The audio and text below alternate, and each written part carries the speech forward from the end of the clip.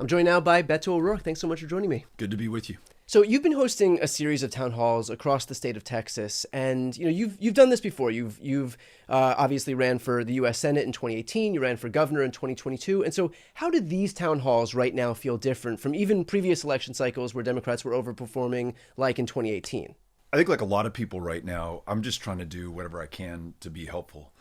And I just know from the Senate race in 18, the governor's race in 22, we just have this ability to bring people together. And importantly, not just Democrats. So, Austin, Dallas, Houston, we got to be there.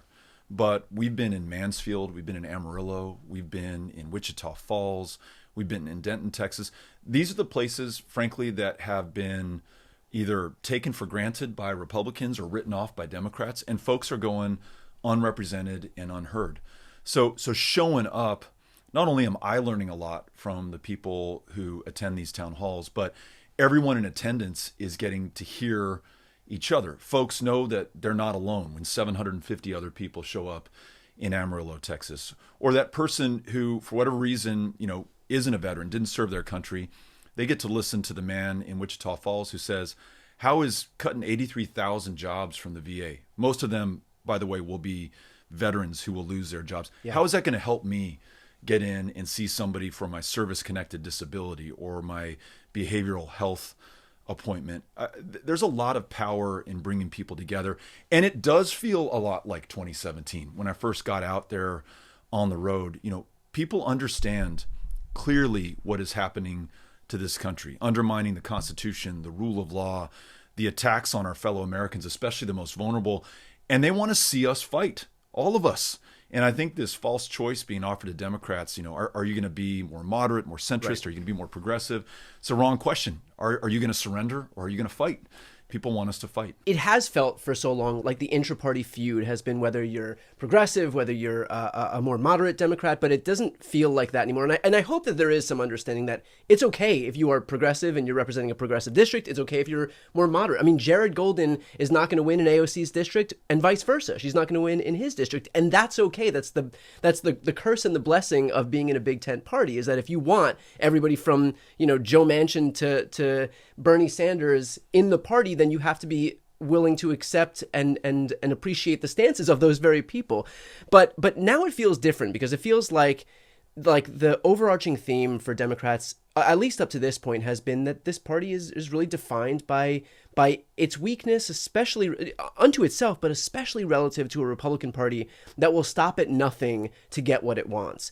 And they won't be bound by the Constitution. They won't be bound by the parliamentarian. They won't be bound by their own hypocrisy. I mean, we've watched as Mitch McConnell scoffed at the very notion that we could allow Merrick Garland to get a hearing because it was an election year, and yet ushered through Amy Coney Barrett's nomination, even as votes had already been cast in that election cycle. And so is there some sense, at least among the people that you've spoken with, that this idea of moderate versus progressive takes a backseat to their willingness to actually show up and fucking fight for people? Exactly. I mean, I think sometimes it can seem like the Democratic Party is more interested in being right or even in being polite than being in power. Whereas the Republican Party under Donald Trump cares more about power than anything else, to the point you made, more than the Constitution, more than our morals, our ethics, more about the criminal code. They just care about power, and that's it. And they've been very, very, very effective at it.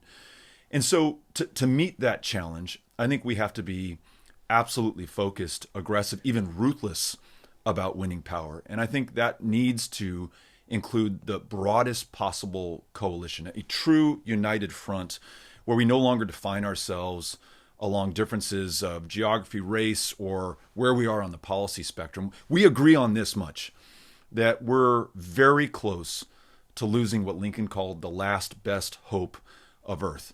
And 249 years in, if it is our generation that meanly loses everything that everyone else has sacrificed and struggled and served to achieve, that is on us for eternity. And I know you and the people who are part of this movement are not having that. And so we've got to do everything we can with what we have, where we are, to fight back. And so that means coming to the town hall that we're hosting in East Dallas on Monday. It means showing up on the street corner with your neighbor who says, hey, I'm just going to protest on the corner of Mesa and Sunland Park. I hope people show up. I hope somebody sees this sandwich board. I hope it moves somebody. You know, not to invoke something that can be trite, because I think it actually is profound at this moment. You know, Robert Kennedy, the senior, in his Ripples of Hope speech, he talks about, you know, this question that's on everyone's mind. Who am I against this concentration of power in the hands of the president or in the oligarchs or these billionaire masters of algorithm and influence? What am I against all of that? And Kennedy in that speech says, look, you do this thing. You send out this little ripple of hope because you have the courage of your convictions. You stood up to be counted. And that ripple is going to meet somebody else's ripple. And they're going to continue to meet until there is a current that can break down the mightiest walls of oppression. That's what's happening in this country right now. So to those who took a chance and showed up at the hands-off marches or coming to these town halls or protesting or marching or doing whatever they can, not waiting for the DNC right. or people in elected office to give them orders, God bless you. That's what's going to save the country. It is not going to be the people in traditional positions of power. It is going to be the people at large, and that's got to be all of us. Beto, are you hearing from folks in these town halls who you've spoken with who might have remained a Republican even throughout the blue wave election of 2018, even, you know, during Trump's second unsuccessful run for president in 2020, people who, despite all of that, were Republicans and yet now see something different happening within the Republican Party, see something different happening to our democracy, and are, you know, changing their political affiliation or are showing openness to supporting Democrats. Anecdotal though this may be, still just curious what you're seeing actually on the ground talking to these people. People in 2024, by and large, wanted change. And there was, whether we think this is fair or accurate or honest, there was one candidate who really embodied that change. Like, yeah. I'm going to drain the swamp. I'm going to blow the place up. I'm going to confound the Constitution. I'm going to undermine everything that you hold dear because this thing, this system, this apparatus isn't working for you. Yeah. And we cannot judge, and we should totally understand how people made that decision. You know, I'm getting $7.25 an hour in Texas. I can't afford to see a doctor. Right. You have one party that's largely defending institutions and the other party that isn't. And those institutions are not working for those people. And so how can you expect those people to defer to the side that says, keep the institutions intact? Exactly. But to your question, I think many of those who in good faith voted for Donald Trump have found that this change is not at all what they were looking for. And instead of making their lives better, he's enriching himself and his cronies. And the things that matter most to them in their lives are not improving. They're not changing at all because he's totally focused on himself and on those like him. I'm seeing those people. I mentioned being in Amarillo, Texas. So Amarillo is in two different counties. Potter County voted for Trump 80%. Randall County voted for Trump 72%. The place was packed. More than 750 people there, including guys 2 rows back wearing Make America Great Again hats. And they weren't there to protest. They had their arms crossed. They were listening. And then, you know, by the end of the town hall, I see their heads nodding. Not necessarily at what I'm saying, but at what their neighbors in Amarillo are saying. This woman stands up, shaky voice, not used to public speaking, and says, my 12-year-old daughter, who has significant disabilities, when Trump cuts the Individuals with Disabilities Education Act, that's going to target her. She's going to be ending up in some warehouse. And this woman said, I'm a mama bear, and I'm going to do everything I can to fight for her. And so she told us that she lives in Canyon, Texas, not too far from Amarillo. And I said, okay, ma'am, when does the Canyon Independent School District Board of Trustees meet? We found out it meets Monday at 7 p.m. I said, anyone near Canyon, Texas, you go have her back Monday at 7 p.m. Let's see if those trustees will vote to fill the gap now that Trump has turned his back on this community. I never asked her party affiliation. Yeah. I didn't ask the affiliation of anybody there. But not only did those 750 people hear her story and understand the consequence of Donald Trump, but everyone who picked up the Amarillo paper the next day or watched broadcast television, they saw that people were showing up for one another at this moment of truth. So yeah, I do think we, not we, the Democratic Party, not we, Beto O'Rourke. I just think we, the people who are stepping up at this moment of truth, I think we're making a difference right now. And I think we're connecting with those voters who want change. Now we have to be able to deliver for them. Right. And be the party that actually embraces change instead of blindly deferring to the same institutions that I think largely have not worked for people in the past. I want to dig into Texas a little bit because, Texas is like the gift for, Democrats. I mean, once we are able to flip Texas, and I think that and I hope that it's a when, not if, but then the whole map obviously changes. And it was looking more and more from 2018 to 2020 to 22 like Democrats were chipping away at the Republicans' lead and that we were only, 1 or 2 or 3 cycles away. And then, of course, come 2024, that lead widens again. And that's commensurate with what we've seen in the rest of the country. But it is still a step back. And so I'm just curious how you see the landscape in Texas that did look really favorable to Democrats and less favorable to Republicans that kind of did revert back to the mean a little bit. In 2030, there'll be a new census for this country. And in that year, we'll learn that Texas picks up population. Yeah. And much of the Midwest and Northeast loses population. And where we are right now in California. Absolutely. And so by the presidential election in 2032, which will be upon us before we know it, you could win as a Democrat every single one of the so-called blue wall states, and you'll still lose the White House. Yeah.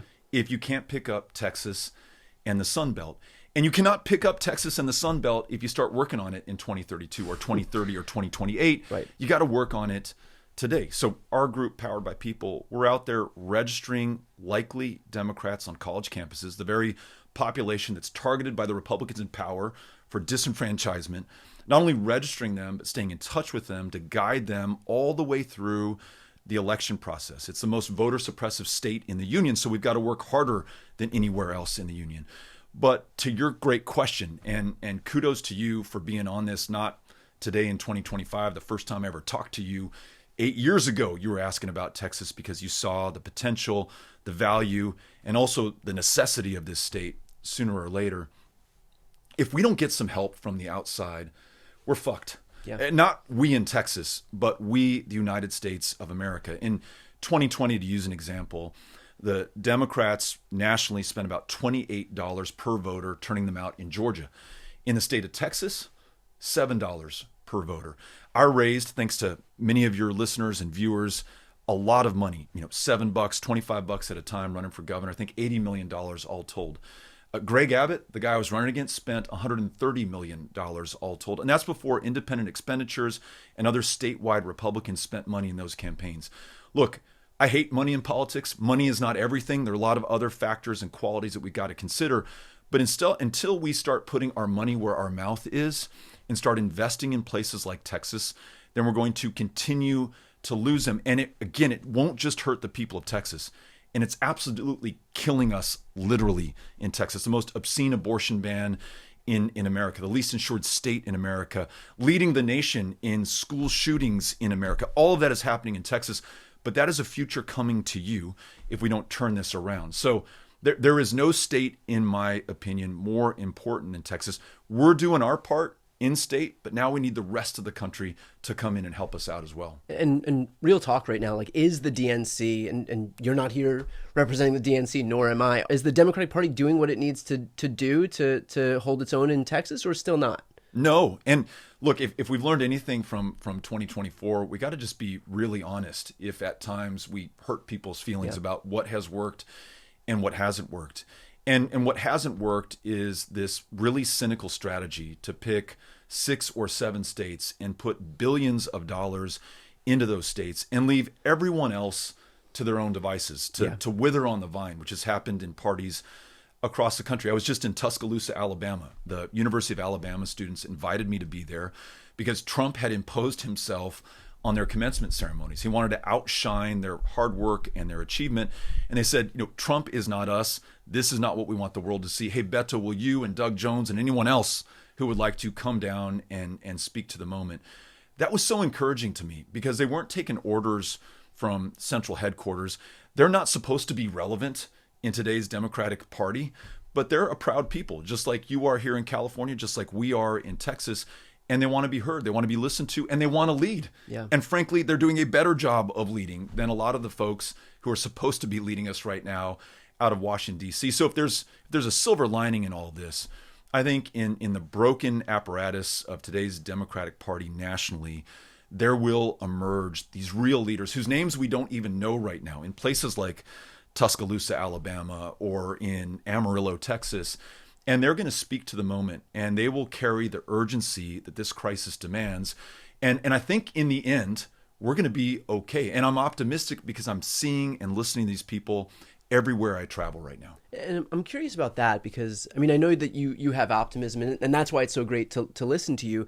There are, at the same time, I'm sure a lot of people, I'm sure that you're even encountering a lot of people, myself included, who are cynical about what to expect, now that we're in a moment where we have a lawless president who has no concern for what the Constitution says. He's right now defying a unanimous Supreme Court ruling. We have a Republican Party in Congress that is completely pliable, completely obsequious as far as Trump is concerned. So he has complete compliance with the legislative branch, with the judicial branch, the top of the judicial branch. He has a DOJ that exists to serve, to do whatever he wants them to do. And so where do you draw faith from in a moment where things do seem so grim and there isn't much to have hope for, at least outwardly? Two things, and I hold on to these two things because I'm also tempted to despair given the facts that you just laid out. One is to remember who we are, what we're made of, and where we come from. We have been tested so many times over the last 249 years, from the very beginning at Lexington and Concord to deciding the issue of abolition and slavery and 300,000 plus lives sacrificed to end that. The brave men and women from communities like this one who served and fought in World War II, including on the beaches of Normandy in 44 to repel fascism, to defend democracy here at home. The civil rights and voting rights leaders and marchers, some of whom gave their lives as well, right, to establish what is close to a true democracy and really the exception in the history of the world. And really, I think, still the exception on the planet today. When I think about it that way, like you and I, we are the heirs to all of that sacrifice that came before us. We can't be found wanting at this moment of truth. As hard as it is, they went through some stuff that I would argue is even tougher against even greater odds. So we remember that. And then here's the second thing, which is we have got to find ourselves in the action that is being demanded of us right now. When I'm on a college campus, and it can be, Texas hot, 105 degrees, muggy. I'm in Houston at TSU, but I'm out there registering voters and listening to people and connecting with other volunteers. By the end of that day, though my shirt is soaked through, I'm completely exhausted. I have never been happier because I'm not on the sidelines. I'm not watching this happen to us. I'm not waiting for some cavalry to ride to our rescue. I am part of the answer. And maybe I registered 8 voters that day, but that's 8 more people who are on the rolls. And I know these other volunteers empowered by people are doing their part as well. And soon enough, if we're persistent and we're patient and we meet this moment the way history is calling us to meet this moment, we're going to overcome and we're going to get through this. So that sustains me. That keeps me going. If I fail to do those two things, to remember who we are and to do the work necessary, then I succumb to that temptation. But action is the antidote to despair. Action is the key to victory. Real quick, I've worked with Powered by People before. Can you just explain how, for people who want to donate or to contribute, give anything at all to Powered by People, how can they do that? Yeah, so this is an extraordinary organization comprised of volunteers. I'm a volunteer myself, unpaid. And we train our volunteers to become volunteer deputy registrars in Texas. Which is especially difficult in Texas. The whole system is set up to make it damn near impossible to make sure that you can get anybody registered to vote. After the 2013 Shelby versus Holder decision, which gutted the Voting Rights Act, no state has taken it harder than Texas. The most onerous voter ID laws, one ballot drop-off location per county, including Harris County with 5 million people in the middle of a pandemic, 750 polling place closures, and to your point, Brian, no online voter registration in the year of our Lord 2025, no automatic voter registration, no aid or assistance, especially to those young people who may not have the time or wherewithal to go down to the county registrar or to print something out. Like, what the hell is a printer? How do I find a stamp? What do you do when you mail a letter? I've got an 18-year-old, so I know those are real questions that these young people are asking. Yeah. So we train these volunteers to become VDRs. They meet young prospective voters literally where they are, very often on college campuses. And in addition to helping them through the registration process, they personally stay in touch with them as like a voting Sherpa to guide them through, this is the form of voter ID you need. This is where your nearest early voting location is.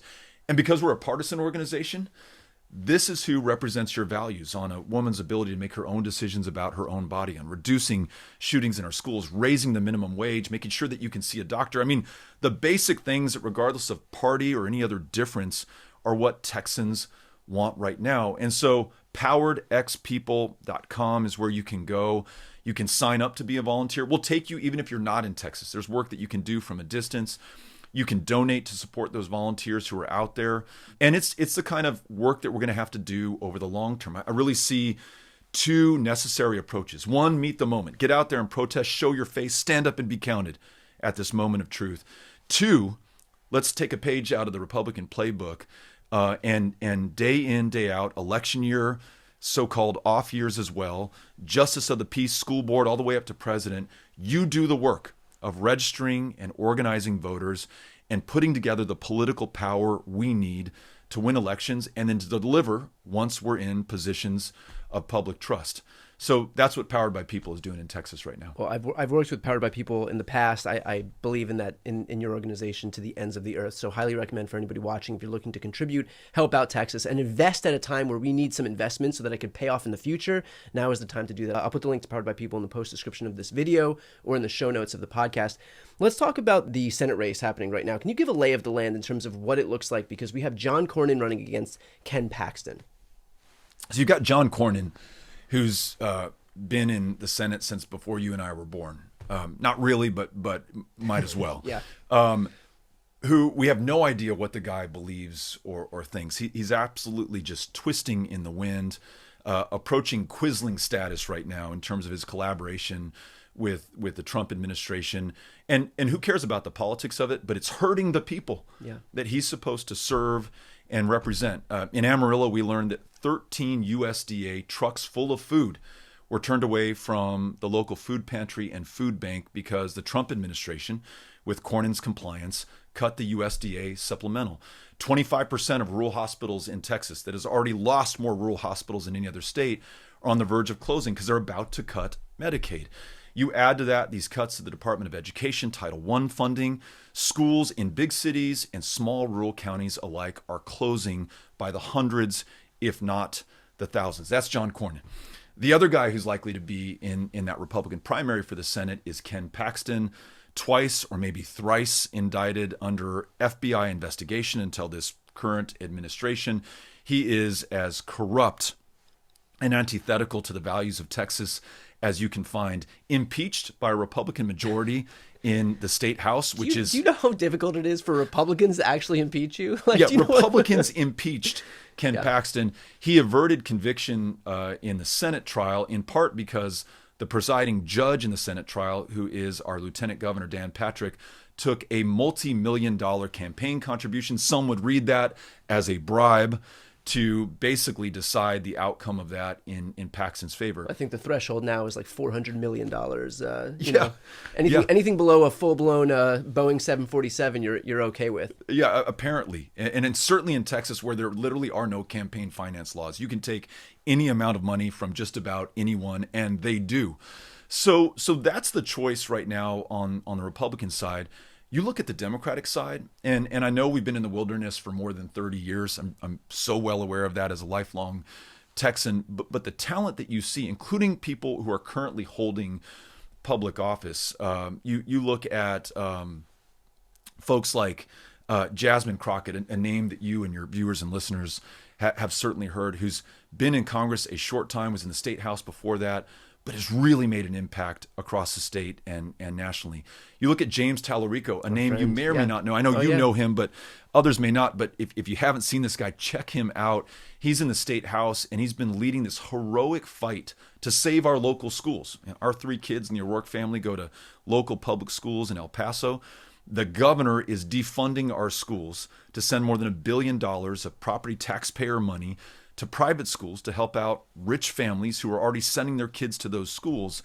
And Tallarico has been the leader that we need. And he's a guy to look out for. You look at the county judges across the state. other members of Congress, Greg Casar, who's leading the Progressive Caucus. We really have extraordinary talent in Texas. And so I'm encouraged by that. We don't know who will emerge from that. You have other open positions in 2026, at least on the primary side for governor, for lieutenant governor, attorney general, land commissioner, on down to state reps, state senate. So a really, really important year in Texas in 2026.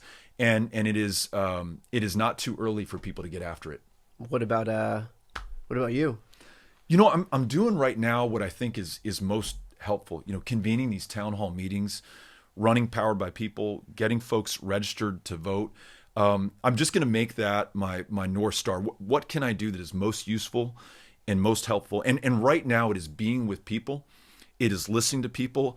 And literally at every one of our events, we bring 2 microphones. I've got a microphone and there's another microphone in the audience. I want to make sure that everyone at this meeting and everyone who follows the live stream of this meeting and everyone who sees the broadcast TV report from this meeting or picks up the paper tomorrow gets to hear your voice. You have been unheard. No one's fighting for you. No one even knows you exist because they don't show up because Democrats fear to tread and Republicans don't have to be there. So no one is accountable. But we're going to show up. We're going to listen to you. And so are your neighbors and your fellow Texans and your fellow countrymen. So doing that just is so important. There's real power in that. I'm going to continue to do that. And if down the road there is something else that I can do that is helpful or useful, I will do that. As you know, I'm not afraid of a fight. I'll do whatever it takes.